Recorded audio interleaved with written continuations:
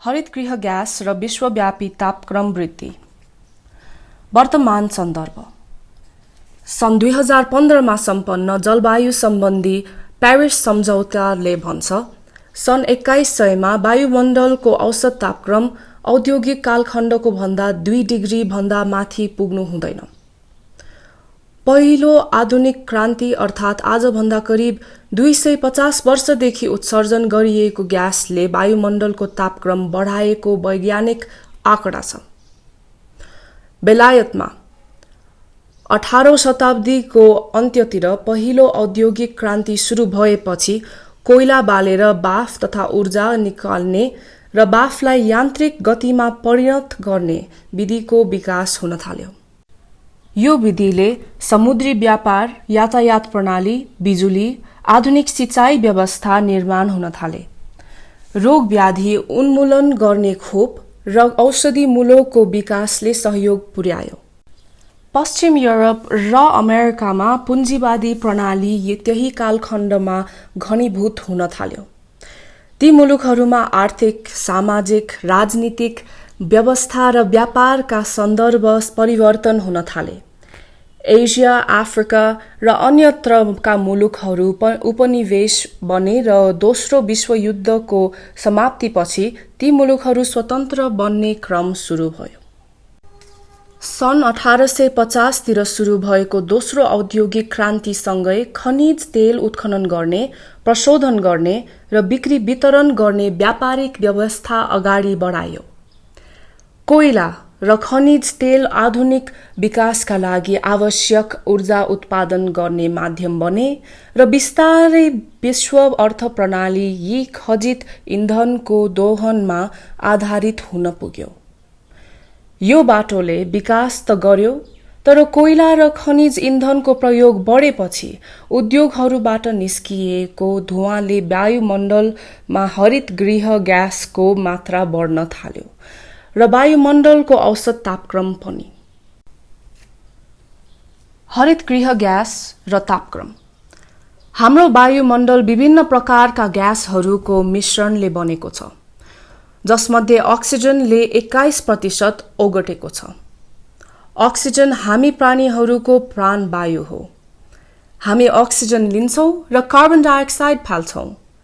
Carbon dioxide, nitrous oxide, methane, ozone र पानीको कण तथा बाफ हरितगृह ग्यास हुन्। वायुमण्डलको कुल आयतनको 1000 मध्ये 1 तथा 0.1% अंश हरितगृह ग्यासले ओगटेको छ। कुल हरितगृह ग्यासको 80% अंश कार्बन डाइअक्साइडले ओगटेको हुँदा यसलाई प्रमुख हरितगृह ग्यास मानिन्छ। हरितगृह ग्यासहरूले सूर्यका किरणहरू सोसेर वायुमण्डललाई तातो बनाउने गर्छन्। सन् 1850 तिर वायुमण्डलमा कार्बन डाइअक्साइडको मात्रा 280 ppm अर्थात् 10 लाखमा 280 कण थियो भने औसत तापक्रम 14 डिग्री सेल्सियस। सन् 1901 तिर 300 ppm पुग्यो। सन् 2016 मा सो बढेर 400 ppm पुगेको छ। फलस्वरूप हिजो आज पृथ्वीको औसत तापक्रम 14.85 डिग्री सेल्सियस पुगेको छ, जुन सन् 1830 को तुलनामा झण्डै 0.85 सेल्सियस बढी हो। कार्बन डाइअक्साइड लगायतका हरितगृह ग्यासको उत्सर्जन बढ्दै जाने हो भने सन् 2100 सम्म वायुमण्डलको औसत तापक्रम औद्योगिक कालखण्डको तुलनामा 4 डिग्री सेल्सियस सम्म बढ्ने वैज्ञानिकहरूको निष्कर्ष छ। अर्थात् वायुमण्डलको औसत तापक्रम 18 डिग्री सेल्सियस पुग्न सक्छ। 2015 मा सम्पन्न प्यारिस सम्झौताले सन् 2100 सम्म औसत तापक्रम 15.5 डिग्री सेल्सियस भन्दा माथि जान नदिने उद्देश्य राखेको छ। हरितगृह प्रभाव। वायुमण्डलमा हरितगृह ग्यासहरूको मात्रा थपिएपछि सूर्यबाट आएको तातो सोच्ने क्षमता बढ्छ, तापक्रम माथि जान्छ। वैज्ञानिकहरूले हजारौं वर्ष पुरानो ह्यूका विभिन्न तहमा रहेको हरितगृह ग्यास र औसत तापक्रमको अध्ययन गरेका छन्।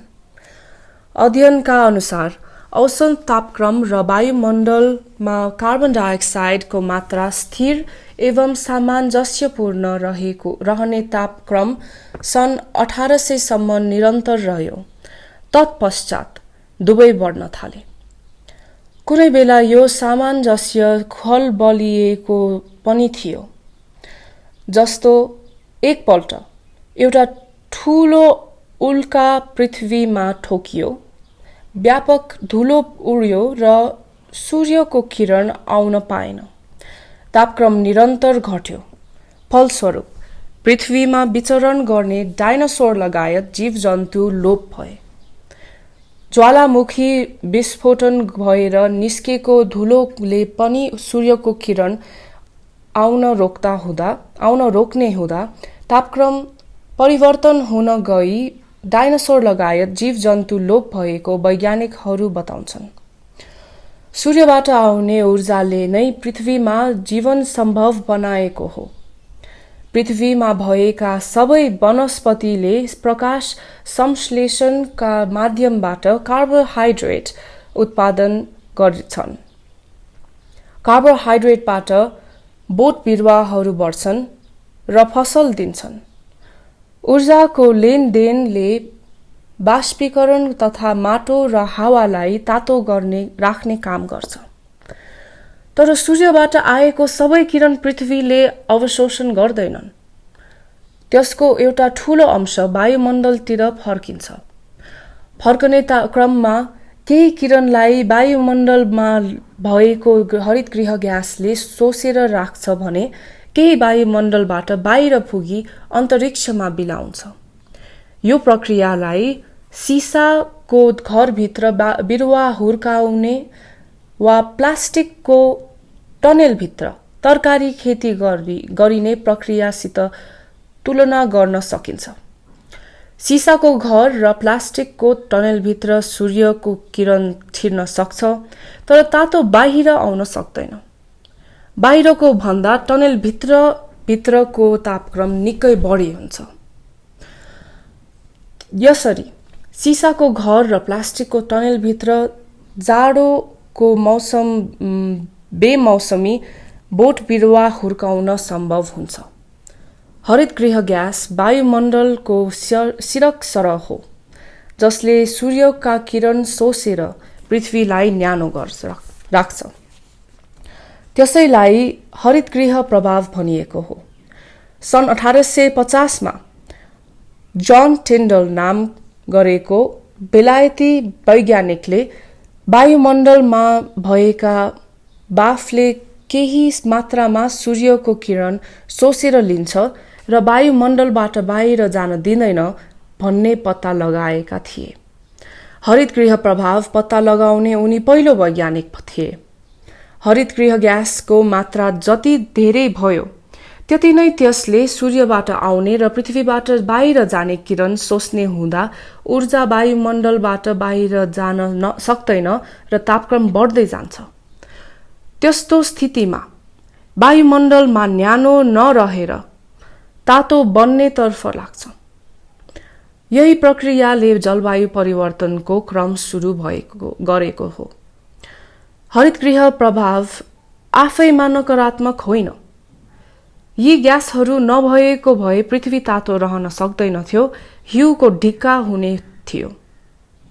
समस्या हो हरितगृह ग्यासहरूको मात्रा वायुमण्डलमा आवश्यकता भन्दा बढ्नु र वायुमण्डलीय तापक्रममा वृद्धि हुनु।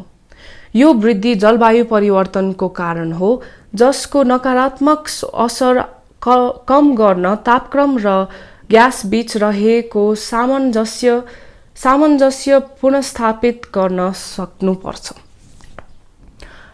सन् 2015 को प्यारिस जलवायु सम्झौता यो सामञ्जस्य प्राप्त गर्न परिलक्षित छ। हरितगृह ग्यासका स्रोतहरू। हरितगृह ग्यासका स्रोतहरू हुन् कोइला र खनिज तेल बाल्ने उद्योगहरू र कोइला बाल्ने बिजुली घर सवारी साधनको प्रयोग, वन विनाश, सिमेन्ट उत्पादन, कृषि क्षेत्रमा विषादी र रासायनिक मलको बढ्दो प्रयोग, घर घरमा फ्रिज र एयर कन्डिसनरको प्रयोगले पनि हरितगृह ग्यास उत्सर्जन गर्छ। बोट बिरुवाहरूले वायुमण्डलबाट कार्बन डाइअक्साइड लिन्छन् र अक्सिजन फाल्छन्। यो प्रक्रियाले वायुमण्डलमा कार्बन डाइअक्साइडको मात्रा सन्तुलित रहन्छ। वन जङ्गलको फडानी भएपछि कार्बन डाइअक्साइड लिने क्रम कम हुन्छ र हरितगृह प्रभाव बढ्न जान्छ। उत्सर्जनको भाग बन्डा। आजभन्दा 1 दशक अघिसम्म संयुक्त राज्य अमेरिका र युरोपेली मुलुकहरू भिन्न भिन्न स्रोतबाट धेरै हरितगृह ग्यास उत्पादन गर्ने मुलुक थिए। सन् 2010 मा चीन सबैभन्दा बढी हरितगृह ग्यास उत्सर्जन गर्ने मुलुक बन्यो। तर ऐतिहासिक हिसाबले हेर्दा पश्चिमी औद्योगिक मुलुक अल्पविकसित र विकसित मुलुकको तुलनामा यो ग्यास बढी उत्सर्जन गर्छन्। चीन, भारत, अमेरिका, रसियन फेडरेसन र ब्राजिलले विश्वको कुल कार्बनको आधा भाग उत्सर्जन गर्छन्। तर तापक्रममा वृद्धि र त्यसले ल्याएको जलवायु परिवर्तनले पूरै विश्वलाई प्रभाव पार्दैछ। यथार्थमा जलवायु परिवर्तनको नकारात्मक प्रभाव अल्पविकसित एवं विकासशील राष्ट्र र समाजले टर्कारो रूपमा बेहोर्न थालेको छ।